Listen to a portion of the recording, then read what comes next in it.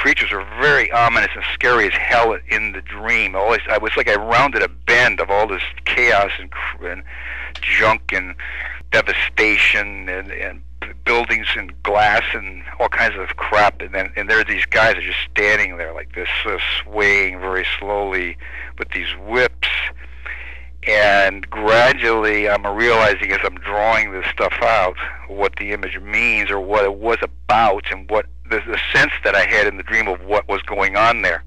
That is to say, that rack with that skin is a stretched skin, and that was me.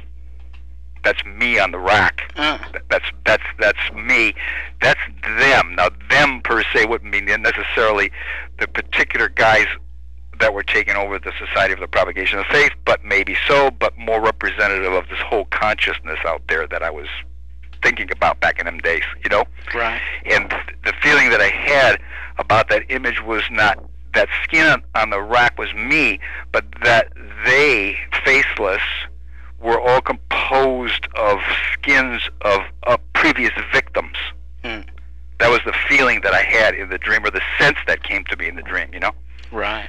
That they were, all the wrappings on them are more or less their past victims that they just kind of like rip off the rack and cover themselves up with. Wow. And then all the junk is just a war and pits of blood and ovens and, you know, are all kind of like in the background. It is sewage it's a devastation at the edge of some destroyed zone, place, city, you know, with all the sewage and everything dumping down into this. So, you know, that's the image. That's what it came from. Right. So you could see like kind of like that, and then it ends up in the art book, and it was actually the beginning for me of wanting to get into the gallery scene as opposed to you know, per se commercial art. Right. You know, not that I have anything against commercial art, mind you, but I just wanted to use that. I thought maybe this would be the beginning of moving in that direction, so I started to paint some other stuff. I painted another dream after that, so I don't know if you saw it, this guy being hauled by the cross. No, actually, I didn't. There's another sort of same dream out of that same period. It's just, I don't know, if it may be on a website, I don't know if you look. Huh. I don't even remember what the hell it's called. Huh. What was the title of the painting that you had? I never, in that art book, that Ballantine did, that they saw, the Black Sabbath saw, I think it was just called like Dream 1 or something like that. I never even thought about the title. Right. It was just something that I think the editors threw on it, because I didn't have a title at that time. I'd never really applied any title to it, you know? Right. When they actually used the image, did you have to go back yourself and put in the Black Sabbath? Yeah, I did it on an overlay. And did you... I didn't do that on the actual painting. I did it on a piece of acetate overlay. Ah, okay, that's what I was going to say. I laid a piece of acetate on top of it and painted it on. Right. And you say that the original's hanging in your house still? Oh, yeah. Oh, wow. Wow. Is it something that from the period between when you started to paint it or when you were finished painting, I imagine, up until the point where somebody showed interest in using it for an album cover, was it that significant of one of your works compared to everything that you had done to that point? For me personally, it was. Yeah. Just strictly on a personal level, yeah, it was. It was kind of like, I don't know, getting out something, getting the demons out, you know. It wasn't even so much about like, gee whiz, I'm doing art here, you know. Right.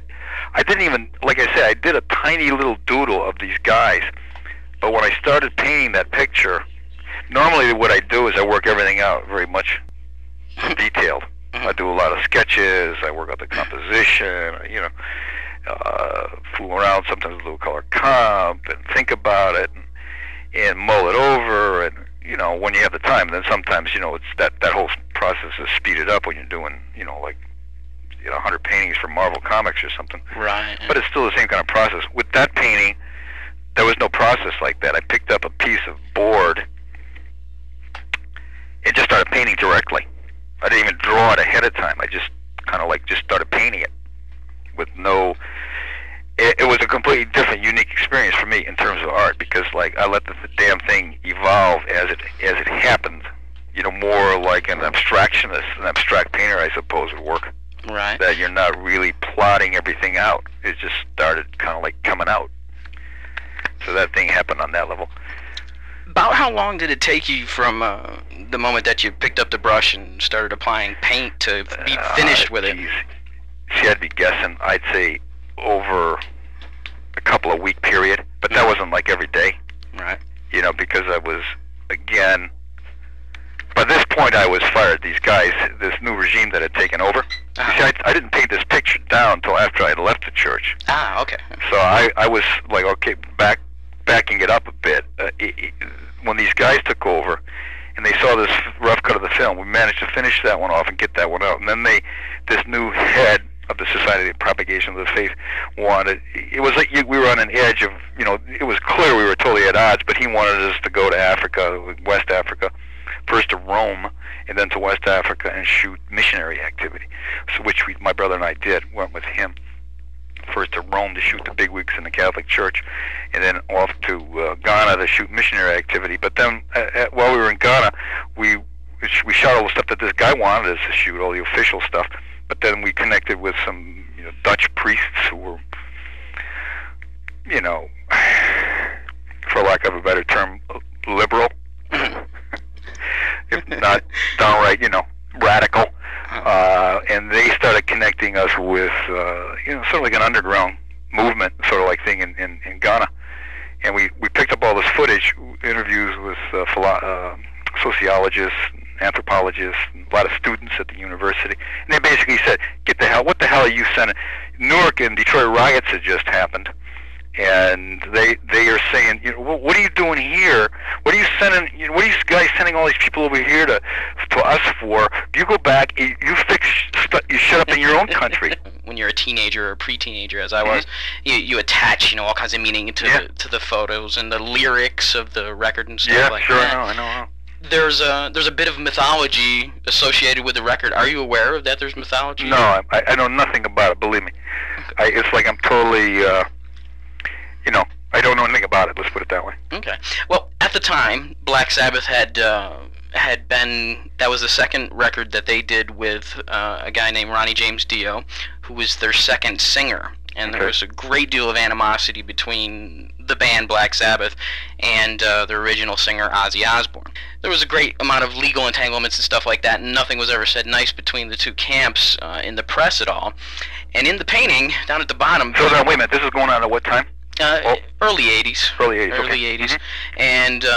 And at the time, they're kind of among the fan base, people who had been Black Sabbath fans for a while, combined with people who were newly Black Sabbath fans or newly Ozzy Osbourne fans, kind of picked up on the animosity between the two camps. And somebody created this bit of mythology where at the bottom of the painting it looks like it says "Kill Ozzy." At the bottom of That's the a riot. And That's interesting. So I'm sitting here actually debating, should I tell the truth and say that because I'm sure there's still kids out there loving to hold on to the that myth. Well, I think when you know who said that, when you're faced with the myth or the reality, you know, repeat the myth. Right. Yeah. I mean, it's true. Who the hell said that? That's a famous quote from somebody. I don't know where the hell it comes from. I don't know. You know? I don't know, but yeah, I have heard that. So that's interesting. Obviously here, untrue, and you had never heard of it, huh? Never. This is brand new to me. This is new information. Hey, look, I did the paint. All I said was to Gene, okay, yeah, use that as a cover, and then I did the overlay, and that was the last time I saw it or thought about it. I never gave it a second thought.